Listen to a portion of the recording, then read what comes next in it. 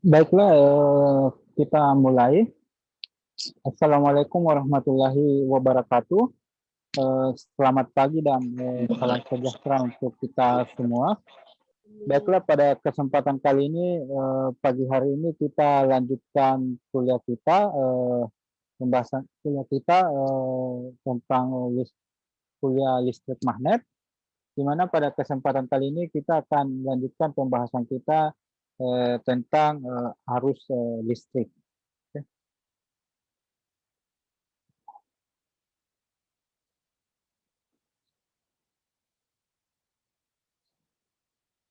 Kita akan melanjutkan pembahasan kita tentang arus listrik. Hmm, gitu. Hmm,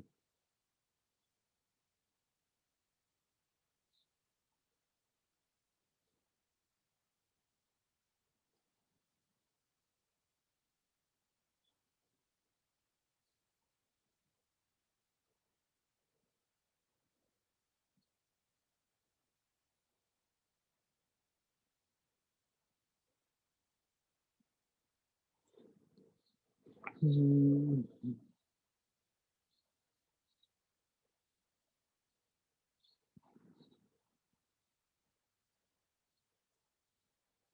Jadi kita akan lanjutkan pembahasan kita tentang arus listrik.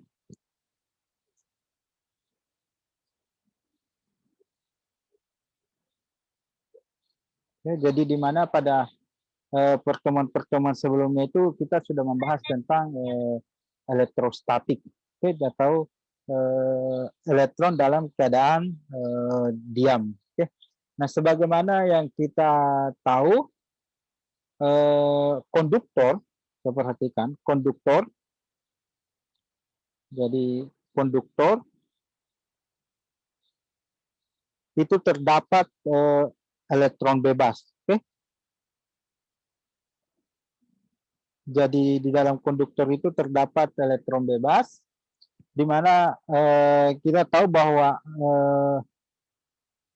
jika kita memberikan beda potensial atau beda potensial pada ujung konduktor, ini kita berikan potensial, maka elektron bebas ini akan mendapat medan berada dalam medan magnet. Ya. Dimana kalau elektron bebas ini berada dalam medan magnet, dia akan mengalami gaya yang kita kenal dengan gaya Coulomb E per muatan elektron dikali dengan medan listrik. Oke.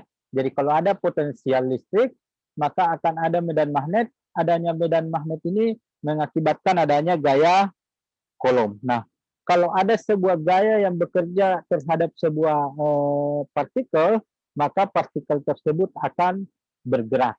Ya. Nah, gerakan partikel inilah atau gerakan pembawa muatan atau elektron inilah yang menyebabkan terjadinya arus listrik. Ya. Jadi konsepnya seperti itu. Nah, sebagai contoh konduktor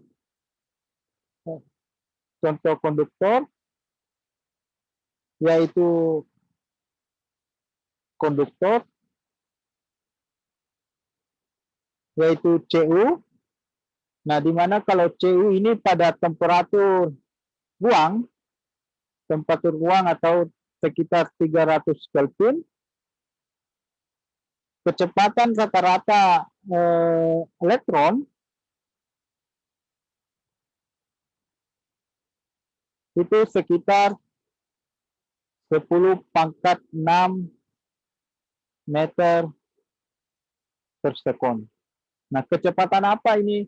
Ini adalah kecepatan acak. Jadi, selain medan magnet atau potensial yang menyebabkan gerak elektron, di dalam material itu, elektron bebas itu bergerak secara acak. Jadi, kalau saya gambarkan seperti ini misalnya konduktornya. Nah, di dalam konduktor itu, elektron itu bergerak seperti ini. Oke, bergerak secara acak. Nah, Jadi di dalam tembaga ini ion ini diam, kemudian ini elektron bergerak secara acak, oke, bergerak secara acak. Jadi eh, positif ini kalau ini atom-atomnya seperti ini ion positifnya, ini diam, diam seperti ini. Nah, elektronnya ini bergerak secara acak. Ada yang ke sana, ada yang ke sini dan seterusnya. Jadi di dalam material elektron ini bergerak secara acak. Nah, gerakan elektron ini di dalam bergerak dia akan menembus ion. Oke, jadi Anda bayangkan elektron ini bergerak di dalam material dia akan menembus ion. Oke, jadi kalau misalnya ini elektron ini dia akan menumbuk ion ini, kemudian menumbuk ion ini, kemudian menumbuk ion ini dan seterusnya. Jadi kalau elektronnya itu bergerak dari kanan ke kiri seperti ini, dia tidak bergerak seperti ini. Oke, tapi dia bergerak menumbuk ion ini dan seterusnya. Nah, waktu antar tumbukan, jadi coba perhatikan, kita definisikan waktu antar tumbukan itu kita sebut dengan tau. Oke, jadi waktu dari tumbukan satu ke tumbukan ini itu kita sebut dengan tau. Oke, jadi kita waktu antar tumbukan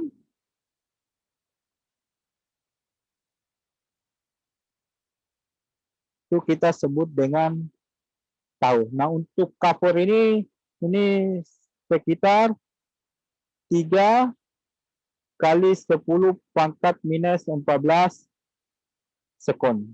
Oke, jadi setiap 3 kali 10 pangkat minus 14 sekon untuk cover ini pada temperatur ruang, dia menembus ion. Oke, jadi dia menembus ion positif dan seterusnya. Nah, kalau misalnya ini tadi, kalau misalnya tidak ada medan magnet, elektron di dalam sini ini bisa bergerak secara acak ke sana, ke sini, ini seperti ini. Oke, jadi dia bisa bergerak secara acak. Nah, untuk kapok ke CU, kita lihat jumlah elektronnya. Ini kita lihat jumlah elektron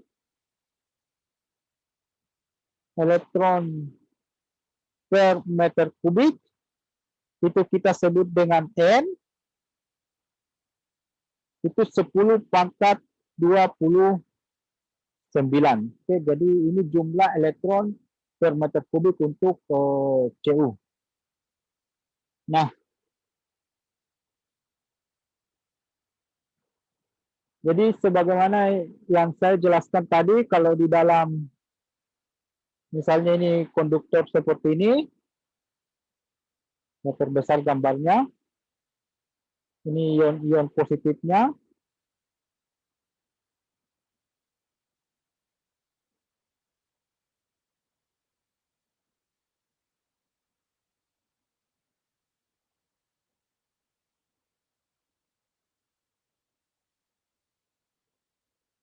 elektronnya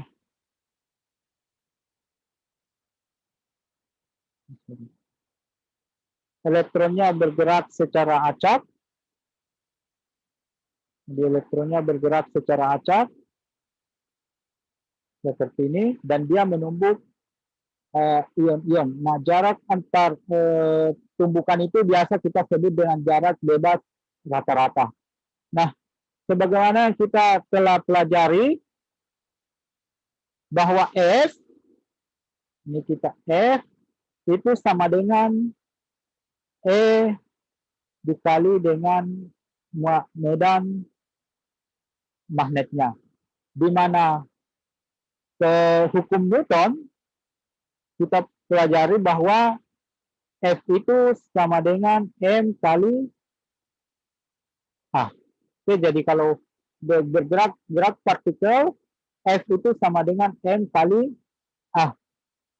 Kalau dua persamaan ini kita gabungkan, kita dapatkan A sama dengan E kali medan magnet dibagi dengan massa elektron. Jadi nah, ini ada satu konsep lagi. Kalau misalnya kita berikan medan magnet terhadap elektron, terhadap konduktor atau beda potensial, maka elektronnya itu akan bergerak ke sana seperti ini. Oke, misalnya bergerak ke sana seperti ini. Nah, ketika dia bergerak dari kiri ke kanan, ternyata lintasannya itu tidak lurus. Dia lintasannya seperti ini. Menumbuk seperti ini. Nah, kecepatan dari sini ke sana itu kita sebut dengan kecepatan drift. Oke? Jadi Anda bayangkan misalnya di dalam di sungai yang banyak batunya, Anda misalnya melepaskan sebuah benda yang terapung. Nah, benda itu akan menumbuk ke bebatuan di antara sungai-sungai tersebut. Nah, kecepatan benda tersebut di aliran sungai itu kita sebut dengan drift velocity atau kecepatan drift.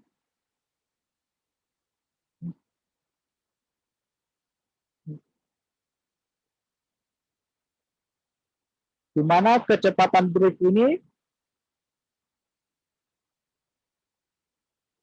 drift velocity ini kita simbol dengan VD itu sama dengan alfa dikali dengan tau. Alfanya kita masukkan dari sini, ini sama dengan E kali E massa elektron dikali dengan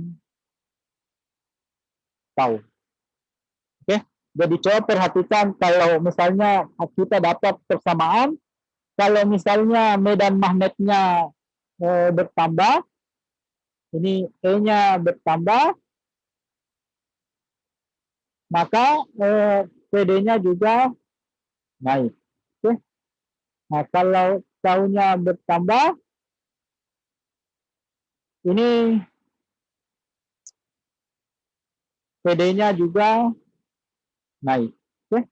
Jadi kalau misalnya jarak waktu antar tumbukannya semakin besar, maka kecepatan driftnya itu juga akan semakin besar.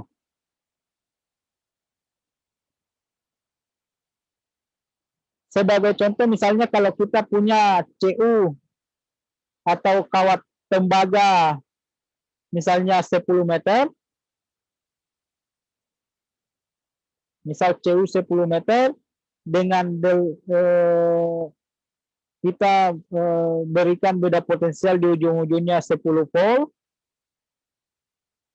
maka dengan mudah kita dapatkan E-nya ini adalah 1 volt per meter. Oke. Sehingga PD-nya kalau semua nilai-nilai ini kita masukkan, gambarannya PD-nya kira-kira E 1,6 kali 10 pangkat minus 19. Ininya 1. Tadi nilai taunya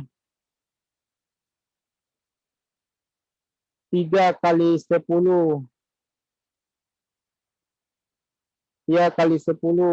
pangkat minus 14 dibagi dengan massa elektron. Massa elektron itu sekitar 10 pangkat F-nya minus 30. Sehingga kita dapatkan ini nilainya sekitar 5 kali 10 pangkat minus 3 meter per sekon. Oke, jadi ini atau ini 0,5 cm per sekon.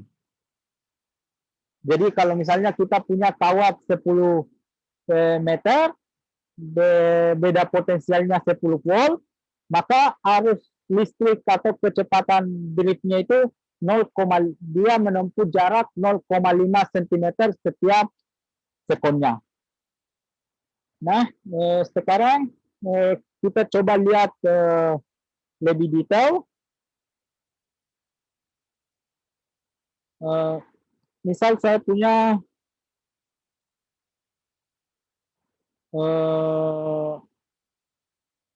kawat tembaga seperti ini.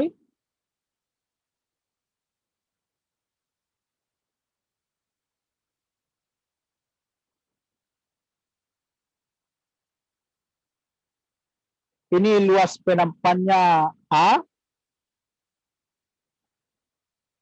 Kemudian ini panjangnya kita bersimbol L.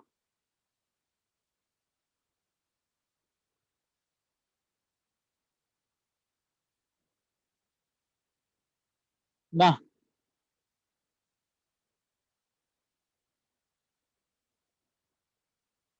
kemudian elektronnya bergerak ke sana.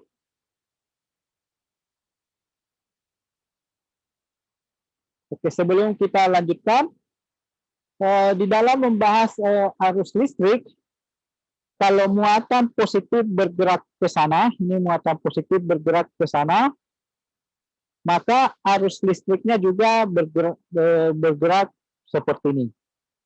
Oke, ini I. Oke, nah, atau dengan kata lain, elektron itu muatan negatif, kalau positif bergerak ke sana, muatan negatif itu bergerak ke sini. Oke, jadi kalau misalnya kita punya elektron seperti ini bergerak ke kanan, maka arus listriknya itu I-nya itu bergerak ke kiri. Oke, ini I-nya.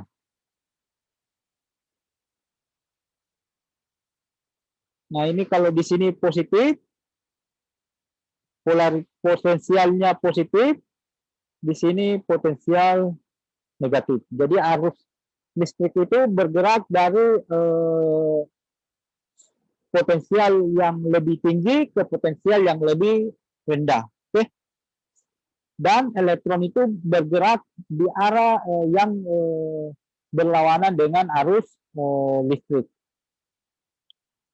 Oke, dalam 1 sekon, misalnya dalam 1 sekon, ini jarak yang ditempuh, ini kita pakai warna lain. Jarak yang ditempuh, misalnya ini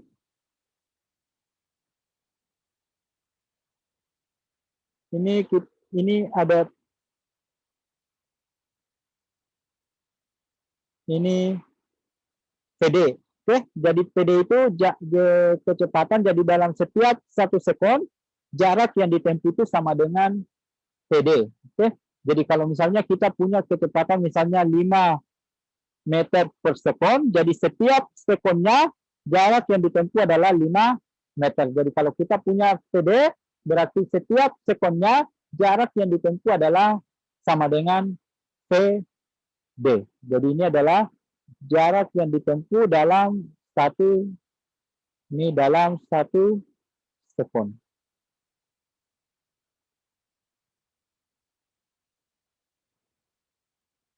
Nah, jumlah elektron, coba perhatikan, jumlah elektron yang melewati ini jumlah elektron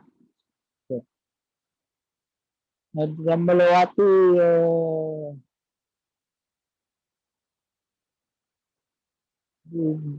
daerah ini, jumlah elektron yang melewati daerah ini itu adalah volumenya. Saya perhatikan volumenya dikali dengan N. Tadi kita punya N. N itu jumlah elektron per volume. Oke. Per volume. Nah, untuk yang ini jumlah elektronnya berarti 6 jumlah elektronnya berarti N dikali dengan volume. Nah, volumenya ini yang saya arsip kuning ini, itu adalah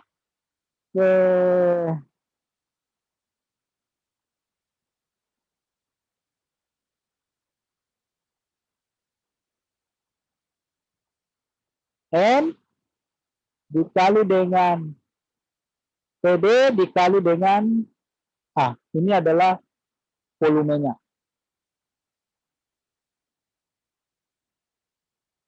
Nah, ini jumlah elektronnya, sedangkan jumlah muatannya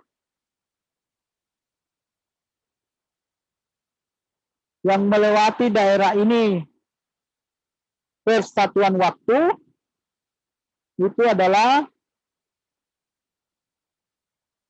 per satuan waktu sama dengan N dikali dengan PD dikali dengan A dikali dengan muatan elektron. Oke. Inilah yang kita sebut dengan arus listrik. Oke. Jadi itulah yang kita sebut dengan arus listrik. Jadi saya ulangi tadi di sini ini panjangnya PD, kemudian luas penampaknya di sini adalah A, maka volumenya adalah PD dikali dengan A. Sedangkan jumlah elektron yang melewati daerah ini setiap sekonnya itu sama dengan ini. Ini jumlah elektronnya, sedangkan jumlah muatannya berarti jumlah elektron dikalikan dengan muatan elektron. Nah, inilah yang kita sebut dengan arus listrik.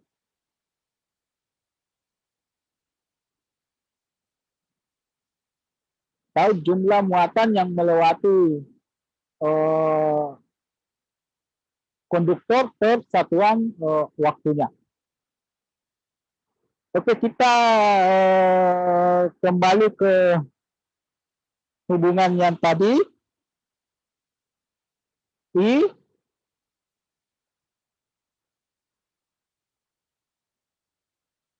sama dengan N PD dikali A dikali E. Nah, sekarang PD-nya kita ganti dengan yang ini. Ini PD-nya. PD-nya kita dapatkan persamaan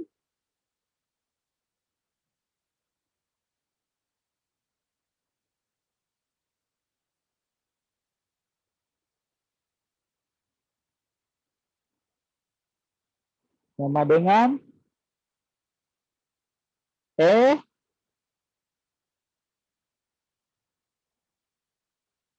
massa elektron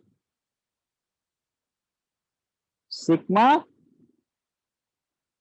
A N kali E. Atau kita bisa tulis ulang, ini E pangkat 2 N tau per massa elektron A dikali dengan E. Oke. Jadi saya perhatikan yang bagian ini sangat bergantung terhadap materialnya, oke? Atau konduktornya. Jadi kalau konduktornya berbeda, ininya yang ininya berbeda. Kalau konduktornya sama, ini juga sama. Oke. Nah, besaran yang ini kita bisa kita sebut dengan konduktivitas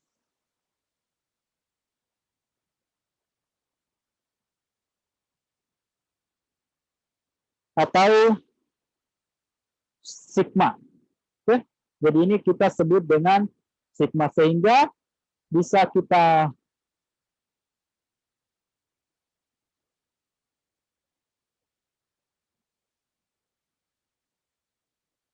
tuliskan I sama dengan sigma A, yang ininya E-nya kita ganti jadi perbedaan potensial dibagi dengan panjang kawatnya. Oke. Ini yang ini coba perhatikan. Yang ini biasa kita sebut di dalam ini biasa kita sebut dengan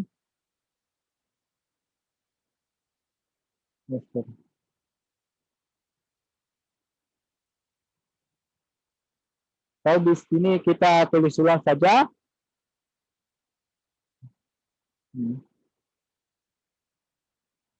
P sama dengan O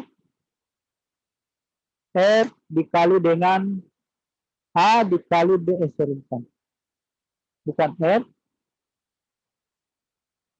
sigma dikali dengan I. Yang ini kita sebut dengan R atau resistansi. Oke.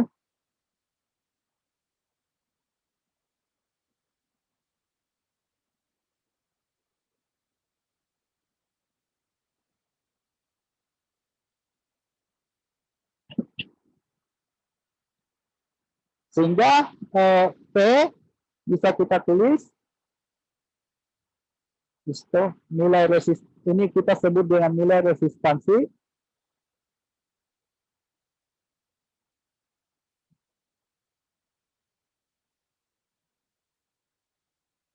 P sama dengan I kali dengan R. Ini kita kenal dengan nama hukum Ohm. Nah, jadi ini yang kita sebut dengan hukum Ohm.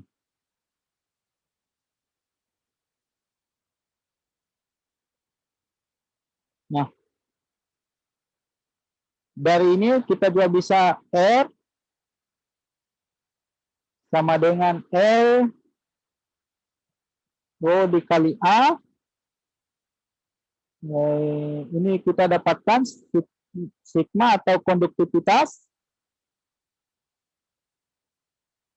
Konduktivitas sama dengan L R kali H. Kita juga mengenal besaran resistivitas. Rho itu seper sigma ini. Sehingga ini sama dengan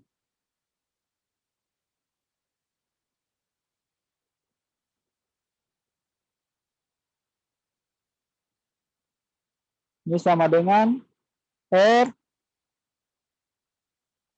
kali A dibagi dengan L. Tahu dengan kata lain, R sama dengan nilai resistansi L per A. Jadi apa? Hambatan dari sebuah kawat, coba perhatikan di sini. Hambatan dari sebuah kawat, semakin panjang kawatnya, itu hambatannya semakin besar. Nah, kalau semakin besar luas kenapannya, hambatannya semakin kecil. Oke. Ini R ini satuannya satuannya adalah ohm, Jadi saya tuliskan seperti ini.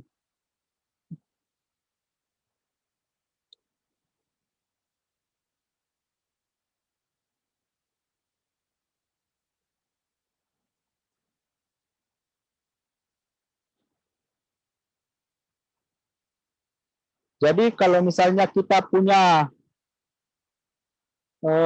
rangkaian seperti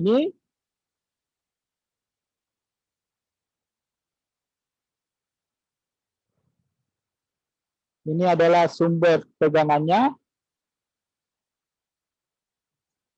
Kemudian kita hubungkan dengan sebuah resistor misalnya. Ini 50 ohm.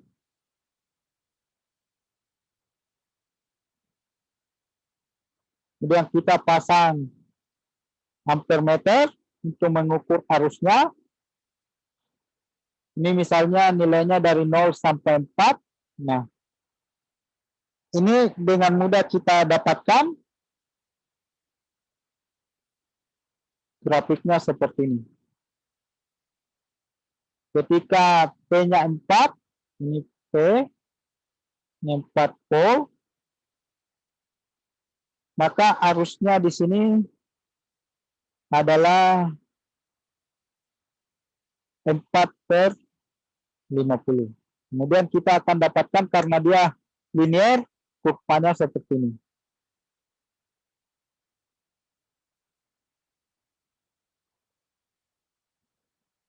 Nanti di praktikum elektronika nanti kita akan belajar lebih jauh tentang hukum Ohm seperti ini. Nah, sekarang kalau misalnya kita punya rangkaian seperti ini,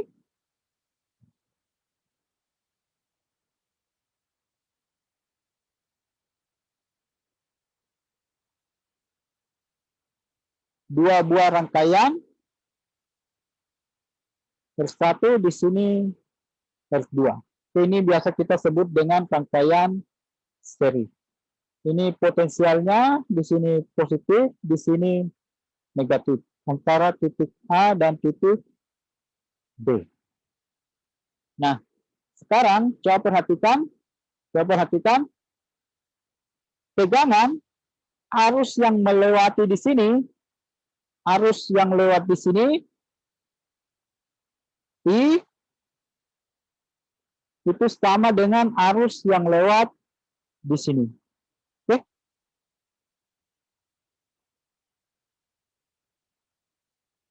Jadi apa namanya? Tegangan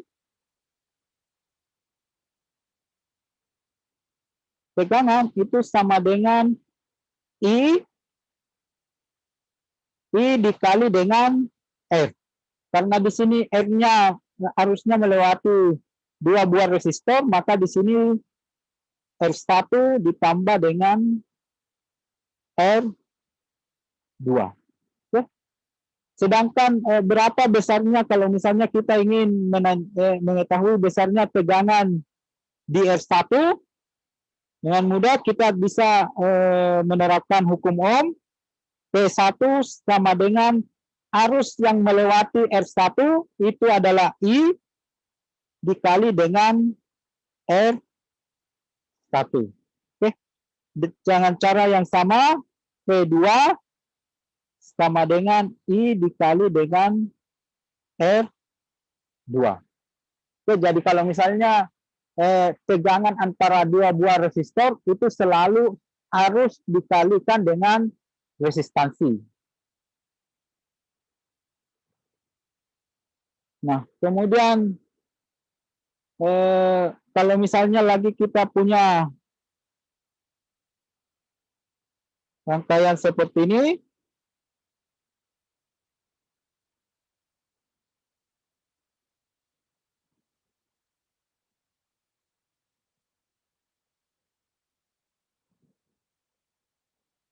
ini P, ini bergerak ke sana, maka coba perhatikan tegangannya, tegangan pada R1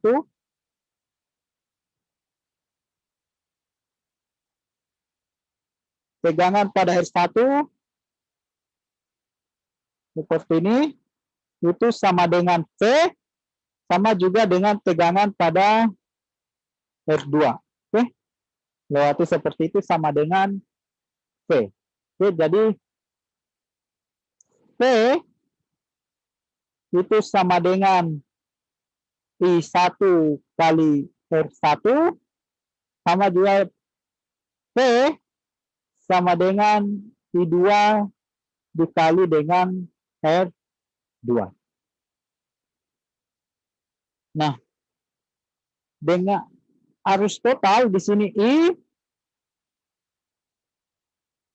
sama dengan I2 ditambah I3. Nanti kita bahas lebih jauh tentang ini. Ini hukum percabangan, jadi di sini I1 ditambah dengan I2.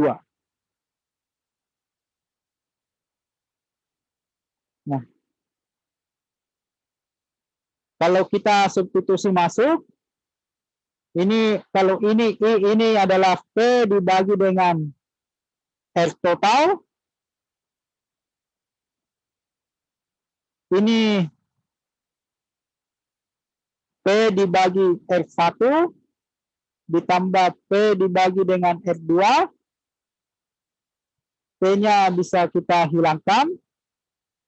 Maka seper R total sama dengan seper R1 ditambah seper R2. Jadi kalau dia dirangkai paralel, hambatan penggantinya seperti itu, seper R1 ditambah seper R2. Kalau di sini, kalau dia dirangkai seri, ini kita anggap R total. Nah, R totalnya itu sama dengan R1 ditambah R2. Oke. Saya kira ini apa sudah Anda pelajari di sekolah menengah.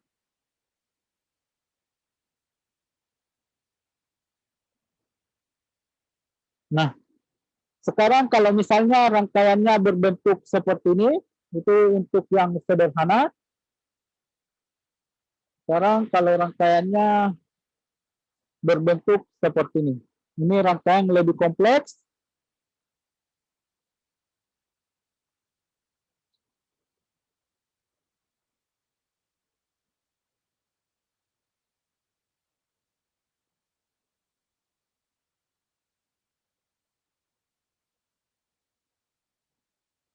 Ini rangkaiannya.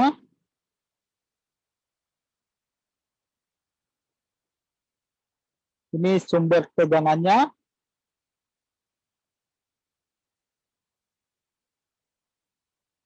Nah, coba perhatikan kalau Anda kita sumber tegangan atau kalau dia yang lebih pendek di sini negatif, yang panjangnya itu positif. Oke, itu simbolnya. Kemudian ini terhubung dengan loop yang lain.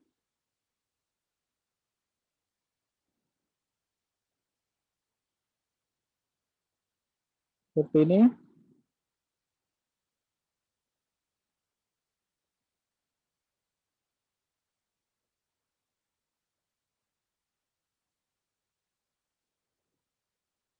Anggap ini nilainya kita beri nilai 85 volt. Ini 45 volt. Ini nilainya 30, ini dalam ohm semua. 40. Ini 1, ini nilai resistansi dalam ohm. Anggap di sini titik A, ini titik D. Nah, arus-arus yang mengalir sini,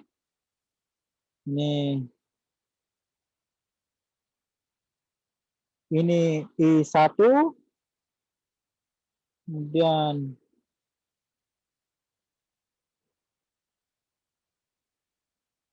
bawah I2, kemudian ke sini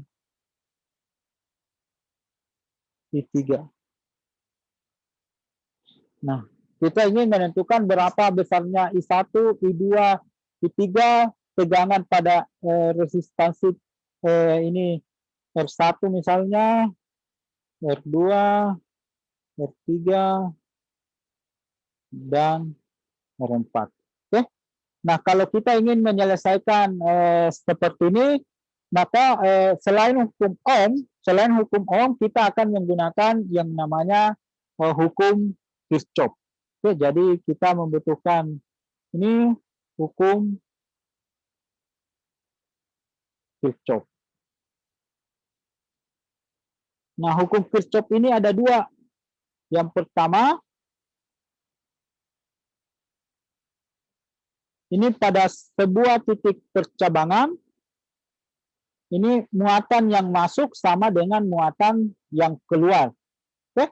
Atau biasa kita sebut ini sigma I sama dengan 0. Dengan I, kalau dia masuk, dia bernilai positif.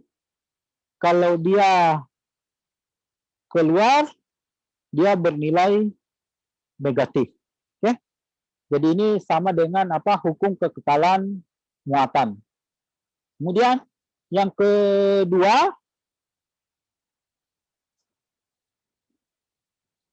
untuk loop tertutup, sigma V itu sama dengan 0. Ini untuk loop tertutup.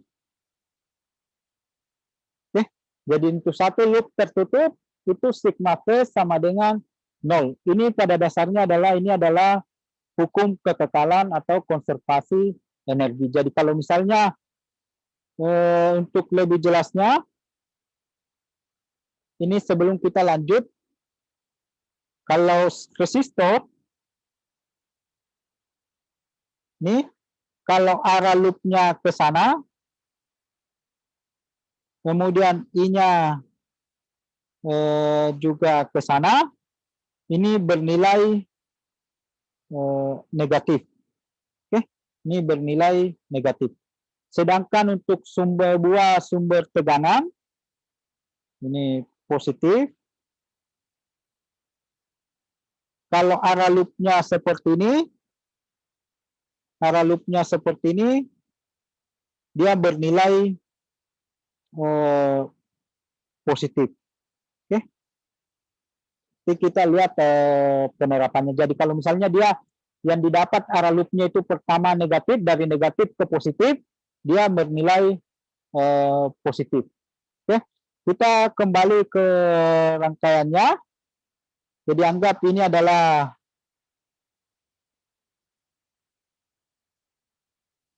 loop 1.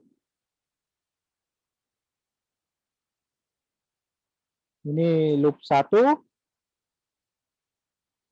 Kemudian ini kita anggap sebagai loop 2. Oke.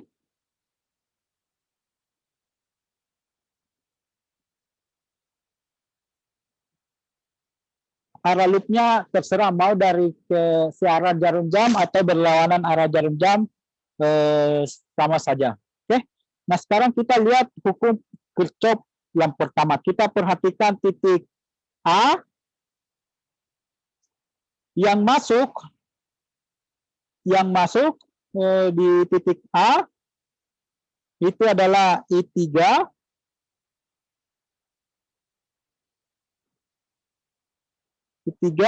Kemudian I1 dan I2 itu keluar. Oke?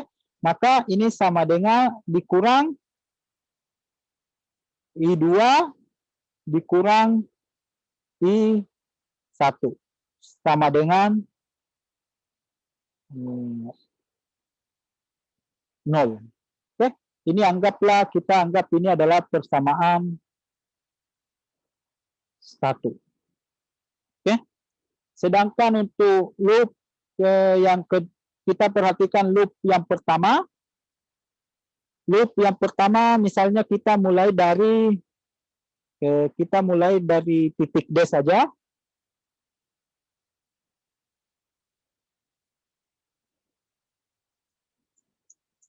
Kita mulai dari titik D. Nah, kita mulai dari sini ke sini. Oke. arah arusnya ke sana. Ingat tadi kalau negatif arah loopnya ke sana, negatif, positif, berarti dia nilainya positif. Oke, berarti dari loop pertama, ini loop 1,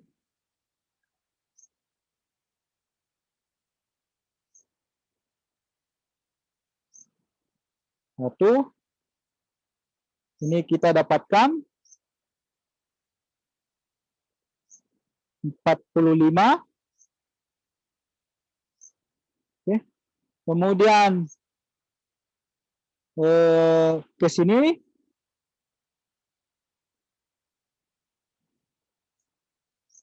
itu adalah I3 dikali R2. Oke. I3 dikali dengan R2. Oke, dalam hal ini 40. Coba perhatikan untuk resistor. Kalau arah loopnya searah dengan arah arus, ini arah arus ke sana, itu nilainya negatif.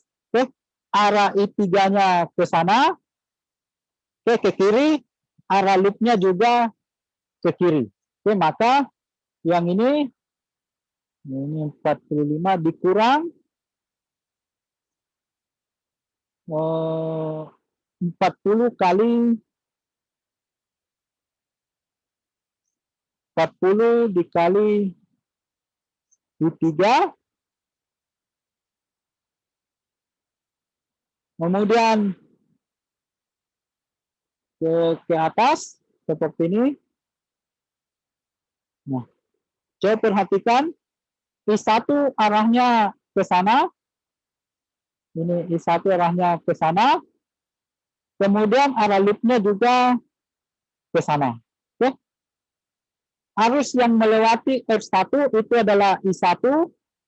Maka di sini dikurang R1 tadi nilainya 30, berarti dikurang 30 I1.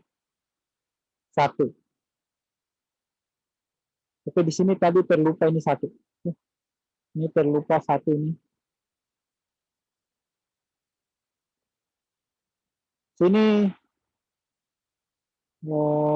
dengan cara yang sama ini sama dengan yang bagian ini 41 kali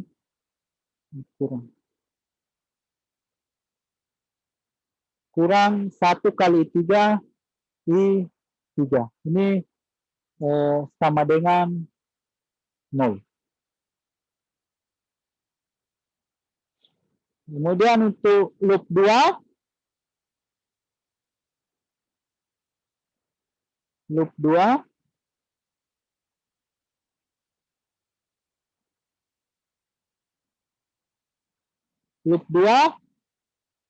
nah sekarang terhadap loop 2 loopnya arahnya ke ini loopnya. Nah sekarang positif ke negatif, jadi kita mulai dari sini saja. Ini positif ke negatif berarti dia nilainya minus. Oke, ingat yang tadi di sini kalau dia positif ke negatif dia positif, tapi kalau dia kebalikannya ini positif ke negatif dia nilainya minus, berarti ini minus 85. Kemudian ini R2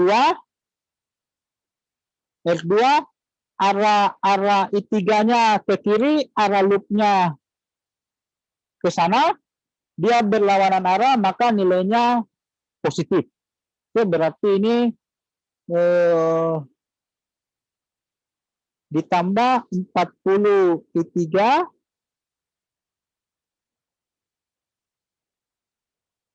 ditambah 1 I3. Nah, sekarang ini sekarang positif ke negatif. Oke, yang ini positif ke negatif berarti itu nilainya minus juga.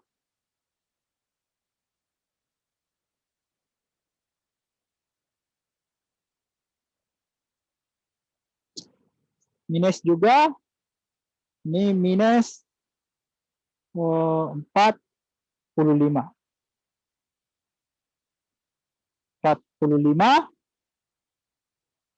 Kemudian ke sini R41 arus yang mengalir di sini. Jadi kalau tidak ada percabangan ini adalah I2. Oke. I2 arahnya ke kanan, loopnya arahnya ke kiri, maka ini nilainya positif.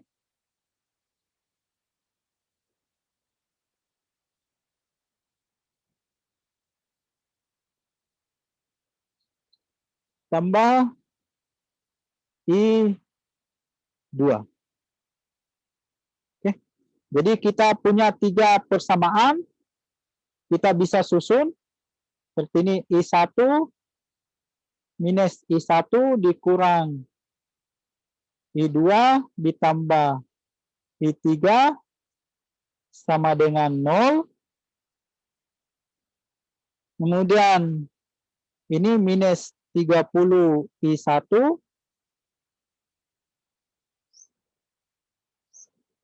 dikurang 41 I3 sama dengan 4 minus 45. Kemudian ini 41 I3 ditambah I2. Ini minus 85 130. Oke. Nah, dari 3 persamaan ini Anda bisa selesaikan persamaan linear ini. Anda bisa menggunakan eliminasi Gauss atau metode Kramers, atau bisa menggunakan program seperti MATLAB atau Skylab. Ini kalau cara penyelesaiannya ini nanti kita bahas di matematikanya lebih jauh, nanti kita bahas di fisika matematik. Tapi ini Anda bisa selesaikan dengan cara substitusi. Oke.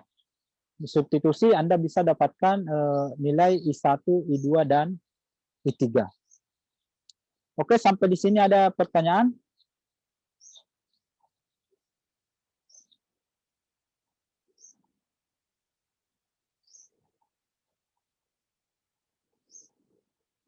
Nah, untuk lebih memahami ini, coba perhatikan, untuk lebih memahami ini hukum Kirchhoff dengan hukum Ohm, nanti saya kirimkan Anda soal latihannya untuk dikerjakan. Oke.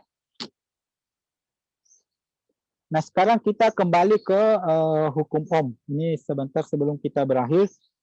V sama dengan I dikali dengan R. Di mana R tadi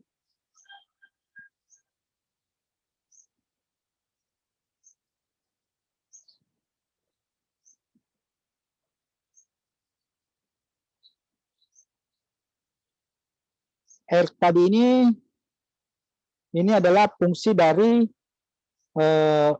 konduktivitas. Oke. Ini adalah fungsi dari konduktivitas.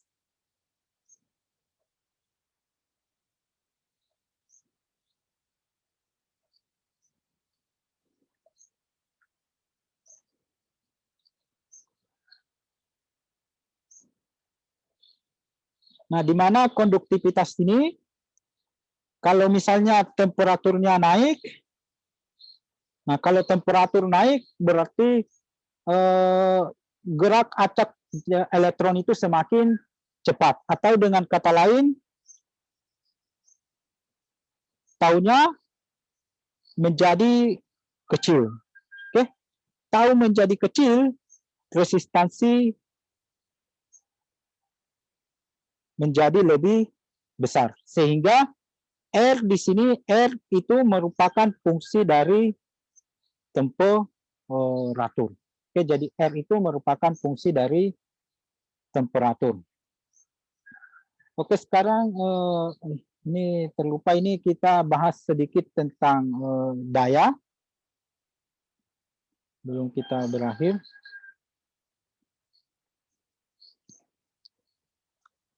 Misal kita elektron bergerak dari PA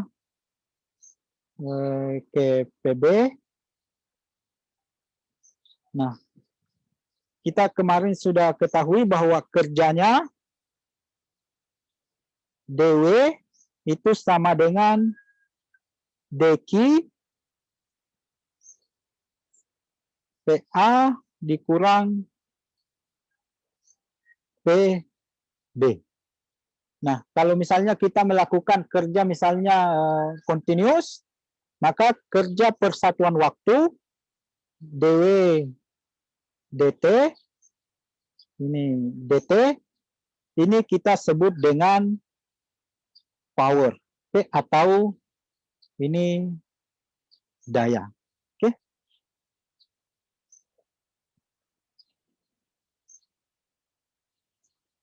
dq dt yang ini adalah I. Ini perbedaan potensial. Maka daya itu P sama dengan I kali V. Kalau kita substitusi hukum Ohm, I kali R, maka ini sama dengan I pangkat 2 dikali dengan R, sama dengan P pangkat 2 dibagi dengan R. Ini satuannya Joule per second. Joule per second. Oke, jadi ini biasa juga kita ini watt. Oke. Jadi kalau misalnya Anda punya misalnya rice cooker 400 watt, maka pada tekanan artinya setiap sekon rice cooker Anda itu mengkonsumsi energi sebesar 40 Joule. Nah, jadi kalau misalnya ini 40 sekon, Anda hubungkan misalnya ke tegangan 110, kita ini 100 saja. Kalau misalnya kita punya alat elektronika 100 ohm, maka arusnya adalah 0,9 ampere. R-nya di sini 120 ohm. Kalau misalnya kita punya rice cooker heater, misalnya pemanas, ini 2200 watt. Ini kita hubungkan 100 volt. Arus yang mengalir adalah 20 ampere. Oke, ini hambatannya menjadi 5,5 ohm. Nah, coba perhatikan, semakin besar dayanya, arus yang mengalir juga semakin besar. Itu sebabnya kalau misalnya Anda colok berbagai macam peralatan rumah tangga di rumah Anda, kalau misalnya sudah arus, jadi apa di pembatas kilometer Anda itu MCB, MCB-nya itu biasa kita tertulis di situ MCB 9 ampere atau 3 ampere atau 6 ampere. Nah, kalau arus yang melewatinya sudah lebih dari 6 ampere, maka arus akan terputus atau biasa kita kalau orang Sulawesi bilang lapto. Ya? Jadi kalau misalnya semakin banyak ini, maka arusnya juga akan semakin besar.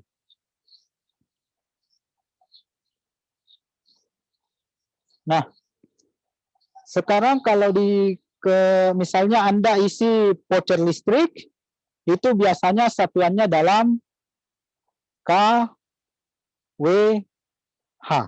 Apa itu kWh? 1 kWh itu adalah 1000 watt hours. Oke, atau jam. Nah, misalnya Anda punya setrika 400 watt, Anda pakai misalnya selama setengah jam, 0,5 jam, maka ini yang Anda konsumsi, bill yang Anda konsumsi itu adalah 200 watt jam, watt hours. Atau ini sama dengan 0,5 kWh.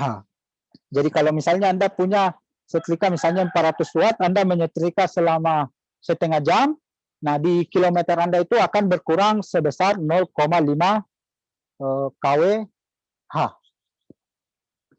Oke, sampai di sini ada yang mau ditanyakan?